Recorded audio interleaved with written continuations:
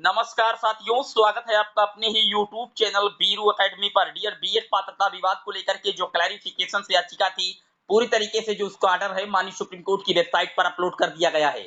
आइए आपको ऑर्डर की बारीकियां दिखाते हैं, आखिरकार क्या कुछ कहा गया है माननीय सुप्रीम कोर्ट के द्वारा, बीएड का भविष्य क्या होगा, पूरी तरीके से बात करेंगे। लेकिन आगे बढ़ने से पहले जितने लोग चैनल पर पहली बार विजिट कर रहे हैं, सब्सक्राइब करके बेल आइकन प्रेस कर लीजिए।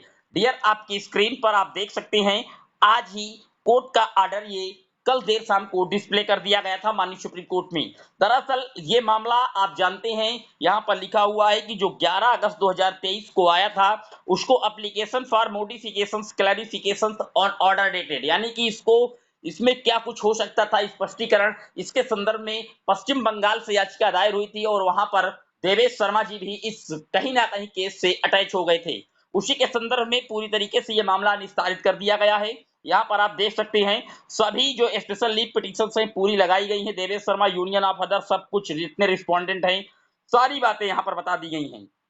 यहाँ पर नेहा राठी जी का जिक्र किया गया है जो एडवोकेट हैं। यहाँ पर शुरुआत से पूरे मैटर को बताया गया है, जब जब जो कुछ हुआ है बीएड एलिजिबिलिटी में, सारी बातें यहाँ पर रख दी गई हैं। यहाँ पर आप देख रहे हैं 25/11, ये राजस्थान वाला डिवीजन बेंच का भी मैटर लिखा हुआ है। डिवीजन बेंच आप देख सकते हैं, honourable Rajasthan high court was challenge before this honourable the set appeals 3 writ petition field under article 32 का भी यहाँ पर हवाला दिया गया है, जिसको आप जानते हैं 32 को लेकर के कई बार जो बातें हैं वो मेंशन की गई थी। ये सारी कुछ यहाँ पर पूरी तरीके से एक एक पॉइंट को रखा गया है मेंशनली, और ये बताया गया है कि कब बीएड को इंक्लूड किया गया, कब बाहर किया गया, पूरी तरीके से सारी बातें पहले बताई। और फिर जब आप लास्ट लाइन में आएंगे तो यहाँ पर इन्होंने इनका इंक्लूजन दे दिया है। यहाँ पर लिखा हुआ है, for all these reason I refuse to receive the present application as it does not disclose any reasonable case for being entered accordingly in order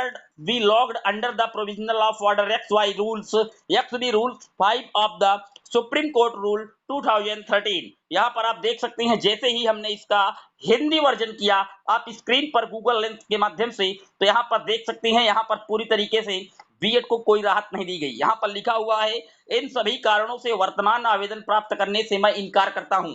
यानी कि क्लैरिफिकेशन जो याचिका है उसको पूरी तरीके से इन्होंने इनकार कर दिया है, क्योंकि इसमें विचार करने का कोई उचित कारण नहीं बताया गया है।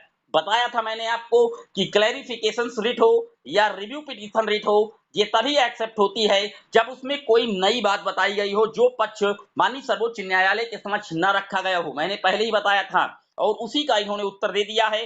इन्होंने लिखा कि कोई इसमें विचार करने के लिए कोई उचित कारण नहीं बताया गया, तदनुसार इसे सुप्रीम कोर्ट नियम 2013 के आदेश XB नियम 5 के प्रावधानों के तहत दर्ज करने का आदेश दिया गया। तदनुसार आदेश दिया गया, संबंधित पक्षों अधिवक्ताओं को सूचित किया जाए। यानी कि आप देख सकते हैं, यहाँ पर बीएड अभ्यर्थियों को किसी भी प्रकार से कोई राहत नहीं दी गई और प्राथमिक स्तर पर उनके जो शामिल होने का जो ये प्रयास था क्लैरिफिकेशन याचिका में, उसको भी पूरी तरीके से खारिज कर दिया गया है। तो आप देख सकते हैं, हालांकि इस ऑर्डर में उन्होंने एक बात स्पष्ट तौर पर यह लिख रखी है कि राज्य सरकार या केंद्र सरकार अपने बल पर अपने अपनी स्टेट में अगर चाहती है एनसीटी से अप्रूवल लेकर के बीएड को इंक्लूड कर सकती है। लेकिन आप जानते हैं एनसीटी का गजट रद्द हो चुका है और एनसीटी का अप्रूवल पाने के लिए उस राज्य में डीएलएड की जो संख्या है वो बहुत कम होनी चाहिए, यानी कि ना के बराबर होनी चाहिए, तभी आप बीएड को इंक्लूड कर सकते हैं। तो पूरी तरीके से प्राथमिक स्तर की शिक्षक भर्ती से फिलहाल बीएड अब बाहर हो चुका है, क्योंकि क्लैरिफिकेशन याचिका जिसके याचिका के दम पर देवेश शर्मा जी बातें कर रहे थे, पूरी तरीके से वो उसका जो जजमेंट है वो रिलीज कर दिया गया है। हालांकि मैं आपको बता दूं, जो बीएड के तरफ से अभ्यर्थी हैं वो अभी फिर से एक बार कहीं ना कहीं इस मामले को क्यूरेटिव पिटीशंस की ओर मोड़ेंगे। वो प्रशांत भूषण जो एडवोकेट है सीनियर, उनसे बातचीत कर रहे हैं। लेकिन मैं आपको बता दूं, फिलहाल जिस तरीके से सुप्रीम कोर्ट ने सख्त टिप्पणियां की हैं, आर्टिकल 32 का हवाला दिया है, शुरुआत से 2011 से लगा करके 2023 तक की सारी बातें इन्होंने इस क्लैरिफिकेशन याचिका के ऑर्डर में मेंशन कर दी है, उससे उम्मीदें कम हैं। बीएड के अभ्यर्थियों को फिलहाल प्राथमिक में आने के लिए राहत का जो चांसेस है वो फिलहाल सुप्रीम कोर्ट के द्वारा तो नहीं दिख रहा है। अगर केंद्र सरकार चाहे तो ऑर्डिनेंस के माध्यम से ला सकती है, लेकिन वो भी इतना आसान काम अब दिख नहीं रहा है। पूरे वीडियो पर आपकी क्या राय है कमेंट जरूर करिएगा, लेकिन प्राथमिक स्तर पर डीएलएड अभ्यर्थियों की ये एक बड़ी जीत मानी जा सकती है। आपकी क्या राय है कमेंट बॉक्स में जरूर मेंशन कीजिएगा। कोई नए तथ्य, कोई नई जानकारी आपको चाहिए उसको भी मेंशन कर दीजिएगा। फिर मिलेंगे एक और वीडियो में, तब तक के लिए जय हिंद, जय भारत।